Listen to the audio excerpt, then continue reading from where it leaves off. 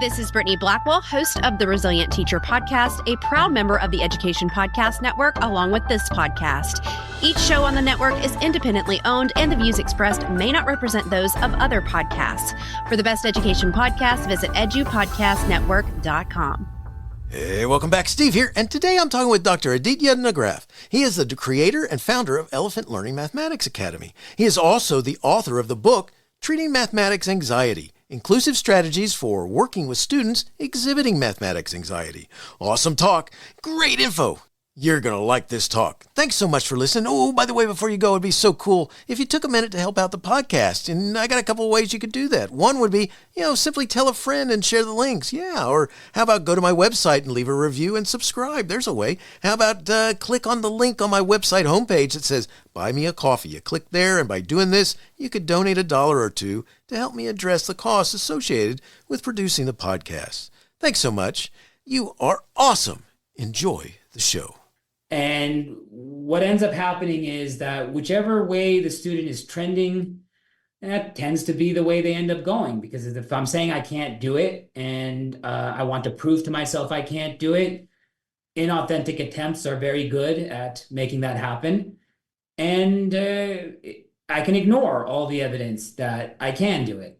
It's the Education Podcast, your favorite show, with lots of groovy guests and they share what they know. So crank it up to 10 and let your neighbors know that here's another show with Dr. Steve Milletto. Teaching, learning, leading, K-12. Teaching, learning, leading, K-12. Teaching, learning, leading, K-12. With Dr. Steve Milletto. Dr. Aditya Nagrath helps students overcome mathematics anxiety. Aditya is the creator and founder of Elephant Learning Mathematics Academy, which helps students learn years of mathematics over the course of a few months using their system, just 10 minutes per day, 3 days per week. With a PhD in mathematics and computer sciences, Dr. Nagrath has spent over 30 years in industry as a software engineer, author, leader, speaker, and serial entrepreneur, working on everything from atomic clocks to iOS and Android apps to Amazon's Kindle Fire. As the founder of Elephant Head Software, which won the prestigious J.D. Edwards Innovation Award in 2015, he has also done software projects for Pearson, Verizon, Telefonica, J.D. Edwards Oracle, and other billion-dollar companies. Now with Elephant Learning, Dr. Nagrath has taught nearly 200,000 years of mathematics to over 165,000 students around the world, and is on a mission to change the way the world teaches mathematics. With a Facebook following of over 54K, Aditya has spoken at the University of Denver and is the author of numerous scientific works, a series of blogs on learning mathematics, as well as the Amazon bestseller, Rethinking Math Learning and Treating Mathematics Anxiety. For his expertise, Dr. Nagrath has been featured in media, news, and over 50 podcasts. Aditya, thanks so much for being on the show, and say hi to everyone. Hi, thank you for having me. Appreciate you being here. This is going to be fun because I got to tell you, you got a awesome book, and it's really cool what you do with Elephant Learning. We're going to start there, but I do have to say that mathematics anxiety is so real, having been a parent and a kid who dealt with it himself. And so appreciate the topic of the book. So before we go into that, our focus today is going to be your book, Treating Mathematics Anxiety, Inclusive Strategies for Working with Students Exhibiting Mathematics Anxiety. But before we do that, let's talk about your company, Elephant Learning. I mean, what's its purpose? Where'd the idea come from? And why the name Elephant Learning? Okay, great. So we're on a mission to empower children with mathematics. We were founded by me and another PhD mathematician. Since then, I'm the only person that stayed. And basically, it started when we learned that 4 out of 5 students start kindergarten unprepared for the kindergarten curriculum. And what we learned was that boils down to a language gap. So like, for example, what kindergarten thinks is counting to 10 is slide over 10 things, or give me 10 things, and the student's able to slide over 10 things and stop on 10.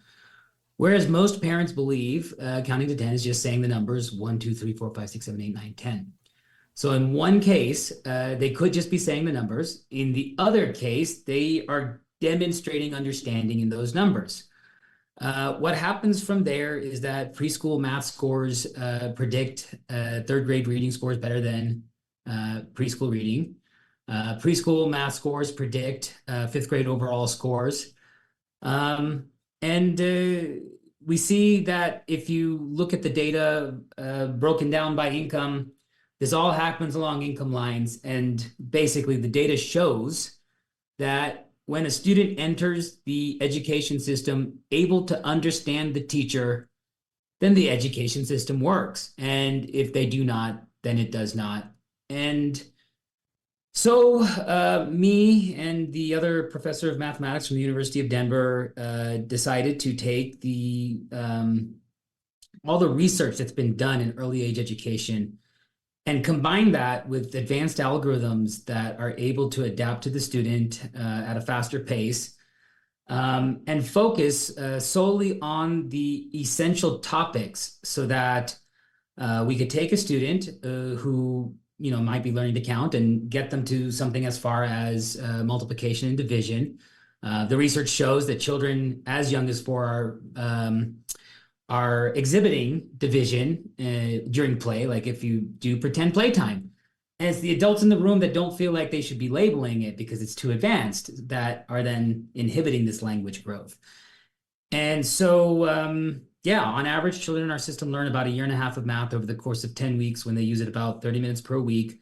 We've taken students that are severely behind, like 12 years old, testing out at the 3rd grade level, have them catch up within 3 to 6 months. We've had students as young as 4 doing things as advanced as fractions. And we cover from counting through algebra, and we accept students of all ages. So the target audience is almost everybody. We're going to add coding potentially. We have a potential grant with the national or with the Department of Education that we're waiting to hear back about. And if we get it, we'll build coding and we'll build probability theory. Very nice, very nice. So what about the name? Where did the idea to use an elephant as the... Well, the software company was Elephant Head Software, so it was Elephant Learning. But Elephant Head Software was just kind of maybe a whim because I really wanted Yellow Duck, but my client at the time said I can't go back to the VPs and say Yellow Duck is doing the software. That's awesome to know. Great so story. I said, how about Elephant Head? And he was like, yeah. I was like, let's do that then. Very cool. That's an awesome story. I like that. That's... well, I would have voted for Yellow Duck, so but I like Elephant. All of the software companies that I was working for that were contract at the time, it was all 3 syllables and something like the Cardinal Peak, Magpie Technologies. Oh, that's funny. Fine, whatever. I'm an elephant. You're a magpie. We're good. I like that. That's good. It's good stuff. All right, so let's talk about this. What does working with Elephant Learning look like? I mean, how do you make this work? How do you make this happen? How does it work for the student or the parent and the teacher, however it's working? It all is about meeting the student at their level of understanding. So like when you're talking about any type of vocabulary type learning, jargon, if you will, right? The jargon tends to build on top of itself. So I'm going to give you an example outside of math. So like a child really cannot understand what an ambassador or a diplomat is unless they understand what a government is, because it's a government employee kind of thing. And so in a similar manner, you can't really understand multiplication unless you understand addition. And so like what our system was designed to do was quickly identify the student's level of understanding and then feed them the activities that the early age education researchers had already found effective at teaching those topics. And then we back it up with the coaching program because, sometimes parents have anxiety around math, and then they can talk to one of our coaches and we can either help them with that or help them with the problem that their student might be facing. And then also when we added algebra, we sort of realized that maybe most parents may not be able to help based on the statistics. And so, that's basically what it is. The student just uses it 10 minutes a day, feels like a puzzle game. They got 100 characters to choose from. The characters wrap the activity, and they learn years of math in just 10 minutes. Nice. It feels like magic, and to some degree, it is, I guess. I don't know. It's doing the right activity really at the right time. That's the trick. Gotcha. And this is cool because, all right. So as somebody who, before we started recording, I was explaining to you that, I got two sons who are engineers. I got a wife who's got 2 degrees in math and worked in the corporate world in mathematics. And then, she married a history major, me. and just a note, when I was in college, I went through Calc 2, but there's a reason why I stopped at Calc 2 because you're talking about that building thing. One of the problems I had that my professor took time to show me was that I was trying to do things too fast and I used my eraser too much, and it was algebra, not the calculus, that was causing me issues. So I think it's interesting that you mentioned that about things building upon each other, because you are talking to someone who, after a while, I was seriously into that math anxiety, and that's just, and this is as a young 20, I was probably 20 something, early 20s. And it's to find out that if I'd only paid a little more attention to what I was doing, that was my problem there. But I mean, it can impact everybody. And so let's switch to your book, Treating Mathematics Anxiety: Inclusive Strategies for Working with Students Exhibiting Mathematics Anxiety. In chapter 1, you share that mathematics is a language, but you note that when it comes to learning mathematics, students ask how to do it. How do you do this stuff? Could you explain what you mean? Yeah, so this is kind of the challenge, I'd say, with mathematics education, maybe in general, because theoretically speaking, Common Core and these standards are moving in this direction where what we have to do is demonstrate understanding of the idea by applying it to solve a problem. But then after that, there's this idea of executing the calculations, which is kind of what we grew up in, right? That was the traditional mathematics courses when I was younger. And the challenge is that the proliferation of computing devices has maybe made that skill a little bit less valuable, I'd say, than it used to be, because if you think back to the 60s and what it took to put a human being on the moon, all those calculations had to be executed by human beings. And so therefore, the government at the time sort of knew, if we educate you on how to execute the calculations, at least you got a job over here executing them. You know what I mean? Yeah. And in the movie Oppenheimer, when they say, well, it's not I'm not good at math. That's not what they were saying, right? Because physicists, that's what they do, is they, if you watch on Netflix, there's this thing with Stephen Hawking and the black holes, and they're making equations. They're making equations, right? What they were talking about was, I don't know about executing these calculations. So first, this separation of what it is, I think, is very important in the mind of educators and the mind of the public. So when you take graduate mathematics, you find out what it actually is the tool to solve any problem. So Sudoku puzzles was a thing that one of my colleagues got a PhD in. And we talked about things like, how can you GPS systems, how do they operate, right? And et cetera, et cetera, et cetera. So there's just so many applications, but the thought of what is it is just, well, we're just going to focus on the calculations. And so therefore, we never really figure out, hey, where are we going to apply this, when the answer actually is everywhere? Because, for example, the computer science department at the University of Denver, when I was going there, was housed within the mathematics department, and it was the same way in Europe when I went out there. It was the mathematicians, Turing, that invented the computers. So even the quantum computers, I was taking courses back then, they were hypothesizing, how is this stuff going to work? It was all linear algebra, to be honest with you. These things, right? This is the thing, is I've talked to people where they say, my child doesn't need to know math. They need to know how to code. Well, coding is variables and functions, and that sounds like algebra. So if you didn't get through algebra, then how are you going to do it?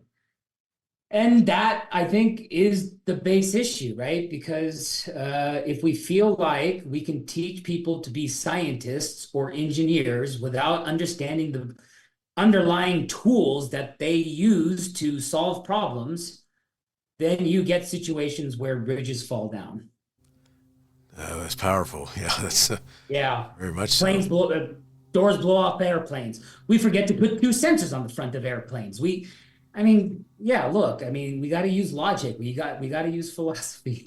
You got that right. That's and it's so real, because I think that, it is one of the things you just talked about, mentioned the idea that we want to know coding, but we don't need to know math. It's like, no, that's part of it. And I like that. It's like, because I've run into that with people where they say similar sorts of things. It's like, yeah, you do have to have some background information here, I would think, to help you understand, so that you're not just doing like you were talking about, which is, doing the problem solving, or solving, just solving as a function. That's good stuff. So the title of your book is Treating Mathematics Anxiety. What causes math anxiety? Well, okay, so what I talk about in the book specifically for this is one of the systems that like the brain appears to be running. So like we talk about what does an abstract learning system look like, and then we boil it down to the belief system for math anxiety. So it looks like this. You have a set of inputs, you have a set of outputs, and then you have a function. And what you have then is a training function that alters the function so that the inputs map to the outputs. And the idea is that the continuity on F, given similar input, should give you similar output. So as an example, you have an app that you point at the camera at whatever's in the room, and it starts to say, this is an oven, this is a microwave, this is a desk, this is a chair. And that the inputs would be, whatever the video feed is. The outputs would be the name of the object, and you train the little function until it starts to produce. For the human being, one, we don't have all the information at birth like the AI does. But two, we are adding the meaning ourselves. And for math anxiety, it boils down to, I can do this or I can't do this. And what ends up happening is that whichever way the student is trending, that tends to be the way they end up going. Because if I'm saying I can't do it, and I want to prove to myself I can't do it, inauthentic attempts are very good at making that happen. And I can ignore all the evidence that I can do it. And then conversely, if I believe I can do it, maybe I just use the evidence that I can do it, and I ignore the evidence that I can't do it. And I get really good at it because I keep doing it, right? And I believe I can do it. I keep doing it. And like the more time you put into it, clearly you're going to get better at it. And that's what it is. And this is for any endeavor. This is not just for mathematics. This is, I'm good at basketball. I can work out with weights. Right? I've changed my entire life. I used to be 250 pounds because I just said, I can't work out. I can't breathe hard. I have asthma. Now I go to the gym and I come back out and I'm breathing hard, and it's like, yeah, whatever. I used to come out, I'm going to die. Not anymore. Gym anxiety cured. Excellent. A new book coming out. Yeah, that's the general idea. So the general advice then is to keep the student on the I can path. Keep showing them. Force the evidence in front of them so that they see it.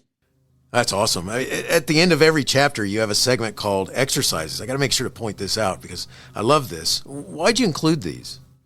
Well, so the idea was that if you go through these exercises, then you now are looking at your own math anxiety on a piece of paper.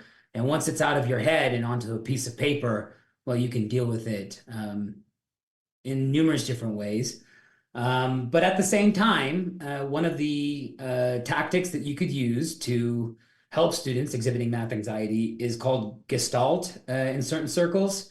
And it's the idea of maybe I'm going to share an experience from my past of overcoming math anxiety or having math anxiety in order to empathize or etc. And so like now you also now have a repertoire to be able to Gestalt with. Very cool. It's a nice thing. You have these good questions that kind of help you do a little reflecting and thinking about it. Did you can you talk about the creation of those questions? I mean, they just kind of, I mean, how'd you go about making sure that you covered what you wanted to there? Well, it's an alteration of a process that I got from Mike Valentine at On Purpose Now. He's an ex-Landmark leader. Basically, some of it was designed to elicit what is your belief structure. Some of it was designed to elicit what are the emotions around that belief structure. And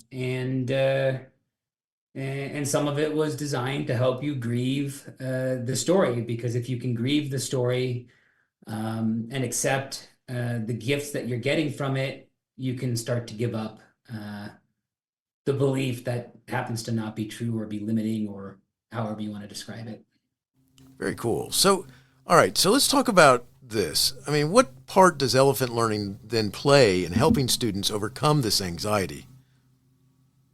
So there's two things that you need to do to help a student overcome math anxiety. One, you have to believe they can do it. You have to tell them that you believe they can do it. But the second is you have to meet them at their level of understanding. And so then these two things kind of work hand in hand. Really, the book came from the coaching program that we devised for elephant learning. It happens to be valuable without elephant learning, but put together, I mean, it's a very powerful system because you're meeting them at their level of understanding, and then you're telling them they can do it, and they can see the progression happen right there within the system. So like, for example, one of the things that we did very specifically for this purpose is the elephant age. So the way we designed the elephant age, we needed a one number metric to kind of measure progress, because like the standards were so complicated. So what we did was we put the average age of a student taking that standard within the classroom, and we averaged the highest 5 numbers, which means then as you continue to progress, the number can only go up. So when you log in, you see a graph, whether you're a child or an adult, going from bottom left to top right, and it's green, just like the stock market. And that's designed to encourage them. If we get a student on the phone who has learned a year of mathematics or around that amount in a short amount of time, we tell them, like, look at the progress you've made. This is not average progress. This is not something that happens out there in the world necessarily according to the statistics, right? So you are now a statistical anomaly. And they feed off that. They go back to class, they understand the teacher, they participate in the classroom, and that's a student who is now empowered by mathematics because they're going to use it to solve problems in their life. I like that. I like it. You know, in chapter 5, it's titled Overarching Strategies for Working with Mathematics Anxiety. You have a segment that is titled Fostering I Can. Why is getting to I can important? And you've mentioned a little bit about that already, but if you could kind of go into a little more detail there, that'd be great. Right. So like, again, with the AI, again, we're the ones controlling the inputs and the outputs. With the student, they're looking to adults. They're looking to the teacher. They're looking to their peers. They're trying to garner meaning from the world, right? It's part of why it's so scary to be a kid. Like, what does this mean, right? It's a natural place to have anxiety.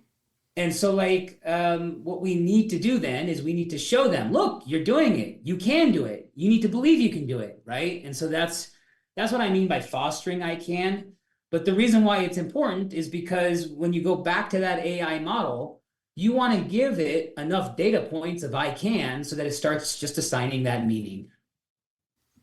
Excellent. Love it. All right. Something that you get into also in the book is called the drama triangle. Can you give us a little bit of introduction to it? Yeah. So this is like well known in communication circles and probably literature and etc. But it's this idea of like hero, victim, villain, commonly termed. They can change the names, anti-hero. I don't know, right? Like idea is basically the same, which is that you got 3 human beings, and mathematically speaking, they're either on the same page or they're not. And if they're not, then there's some sort of triangle being formed. And so then the question is like, can we get all 3 people onto the same team? And this becomes kind of important because when you look out there and you look at society, say, right, you start to see that actually this drama triangle in the villain position can be ideas. So like I got defriended by a communist from high school because like he was like, oh, like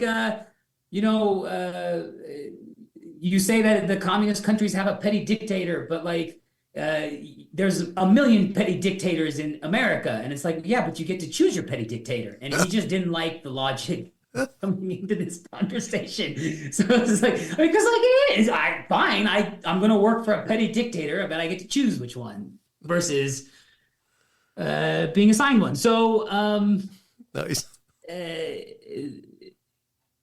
He said something about capitalism at the time that just made me realize that, like, oh crap, right? He's a victim to an idea. Nice. And there's no way to get freedom from this, right? Like, Right. and there's no hero that can fix this either, because guess what? I don't think capitalism is going anywhere in America. Like, it appears to be working. I mean, we got microchips and we got like, I mean, these things didn't exist before. Right. Right. So like,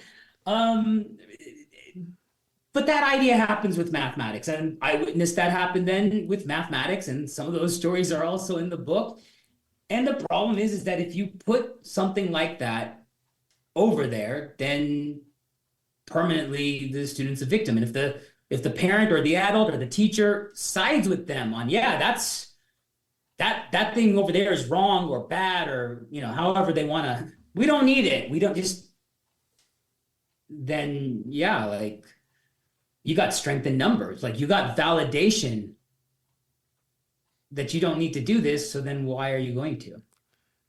Right. That's all we need is that validation to say why I can't do it.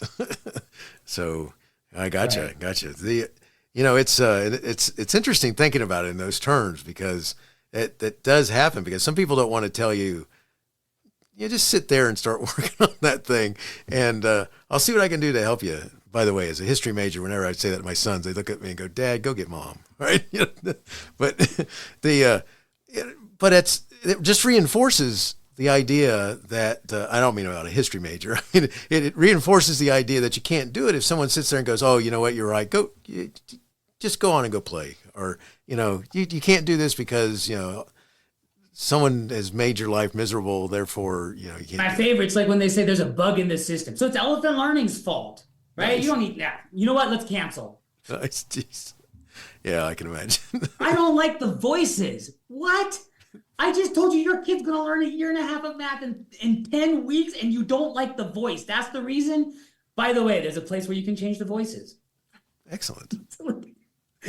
Yes, right? Like, let me show you where that is. Nice. That's usually because someone's coming up with a reason why they just need to. They're making more villains, I guess, is how That's what it is, right? Like, oh, well, yeah, no, and it should be fun too. I'm not trying to hide that it's math. Nice. I called it a gamification on purpose. It's math gamified. Nice. It is funny because when you work with people, one of the things you run into is when they're trying to not do something, so there's more reasons not to. And it's like, well, let me show you why you should do, because this is, and I think that's a big part of what you're doing. So, good stuff there. Thank you. And I got to make sure I say this, and make sure I say it right too. In Chapter 7, it's titled "More Coaching Strategies for Working with Mathematics Anxiety." You explain disambiguations. Right? If nothing else, it's an awesome word. All right. Yeah. So. What are you focused on here? Well, so like when I did the landmark program, one of the first things that they did was they explained integrity to people. And the way they described it was they said, look, there's this moral component, which is, very fuzzy. But like this other definition here, it's very, very engineering, right? It's very precise, right? You're giving a precise meaning to the word integrity. And the precise word means the precision definition they gave us was whole and complete. And the example they gave us was a wheel, right? So there's a wheel of some sort, and like if there's a break of integrity, well, guess what? It doesn't work right? So integrity leads to workability. And so it's a philosophical discussion with a lot of precision, which takes away all of the emotions around the word integrity, which, I mean, most people have some sort of emotions around, again, probably due to the moral component. And so one of the things that you could do is you could disambiguate incorrect and wrong. And so like wrong has that moral component, like you're wrong. And it's like, oh my God, like am I going to go to hell now because I answered the math question incorrect? That's not going to happen. Okay. Answering incorrect definitely means false. Like wrong has the definition false, but like incorrect doesn't have the moral piece. And they're like, it's incorrect. So now if you're going to assign the meaning, you're assigning the meaning. I didn't do it. I just told you it's incorrect. Right. But then disambiguating it for that student has the same effect for them to realize that like, oh, the thing I wrote is just false. It's not true. And so now like, why should I have emotion around this? Right. It's just, there's this analogy we do with basketball. And it's just like in basketball, if you miss the shot, well, okay, shoot again. Right. But in mathematics or anywhere in education, if you miss the shot, it's a learning opportunity. Nice. You get to now understand something that you didn't understand before. And if we can get the student from answering wrong is bad to this is a learning opportunity, well, we've switched the education scenario for that student. I like that. That's good stuff. And it's, it's one of the things that I just think so much, it just points a lot to different things that we do when we're struggling with something or we're not wanting to, I don't know, for some reason I keep wanting to say finish or go the direction we want to go, but I appreciate you explaining that. Now my favorite chapter is chapter 8. And by the way, I used to ask authors, tell me your favorite chapter, and almost invariably they'd all say, that's like picking my favorite kid. And I go, okay, fine. So instead I choose them now. But my favorite chapter is chapter 8. It's called Coaching Strategies When Working with Parents. So what's the key to assisting parents in being good coaches? Well, a lot of it is like just giving them like some of the tools, like the disambiguation, like the, the questions, the exercises from the book where it's like, okay, if I can have stories from my own past so that I could just relay them so that like the student is not like picking up my anxiety. But like the basketball analogy, I like the basketball analogy a lot just because I use it a lot. Like I just think about like, okay, well, what would I do if this was basketball? And then I kind of give the same response, right? Like if he's completely blowing up, you know what? Maybe we should just take 10 minutes. I mean, the ball didn't go in the hoop. It's not a big deal, right? Let's go let's get some water. Let's use the toilet. Let's come back, right? Let's see what happens. Things like this, right? So like, and a lot of it refers back to like, here, you can use this tool, third party, and you could use that tool also third party. I like that. It's so important, I think, that to have these talks with parents. Having been one who there were a couple times that even though it all worked out eventually, and like I said, they're on their own in their world and they're engineers, but there were some periods of time in the 6th and 7th grade that I'm pretty sure that there was a bunch of consternation and having to sit at the table in the kitchen and some words like this were uttered. Yes, you will sit there and get it done. And we are here to help you. But I don't know if I want to do this. I don't understand. And I think that being able to help parents in addressing these types of things is important because, sometimes that's just not what you want to hear, right? It's like, come on. As an educator, you definitely don't want to be fighting the parent. They got a lot more time with the parent than they got with you. And so therefore there's more input to the system.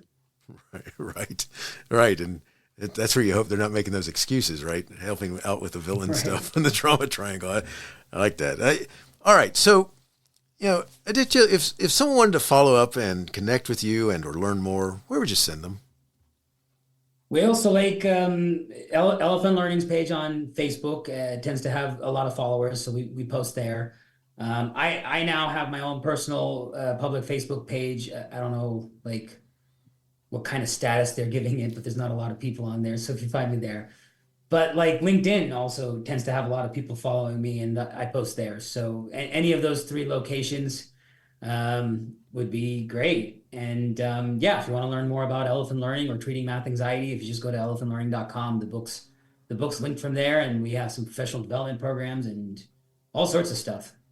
Very cool. And I'll make sure that information is in my show notes so it's easy for them to find you and hook up with you. And one of the things I got to ask you is something that I like to ask my guests before we finish up. And it's this: do you have a teacher in your past who made a difference in your life? If so, who was it? And what would you say if given a chance to say thank you? Well, yeah. So my thesis advisor, Dr. Richard Ball, I mean, I owe him like so much because, I mean, the ability to hone philosophical truth, I think has made a huge impact on my life, even to become like healthy. And it comes, I mean, from his efforts and the other efforts of the professors over at DU, teaching me the methodologies of proof and training me up on advanced mathematics and etc. And I'm so grateful that I actually donated $50,000 to the University of Denver under his name for the Rick Ball lecture series to help create more research mathematicians. So it's designed to help students who want to become research mathematicians, and it helps them get over the hump of actually doing the research. Well, that's awesome. Kudos to you for making that donation too. That's awesome. That's very cool. Tells you a lot about what he's done for you. So good stuff. Thank you so much for sharing your book, Treating Mathematics Anxiety, Inclusive Strategies for Working with Students Exhibiting Mathematics Anxiety. What a powerful book. A great learning tool for parents and their children and teachers. Love it. Wishing you the best in all you do. Thank you. Thank you for that.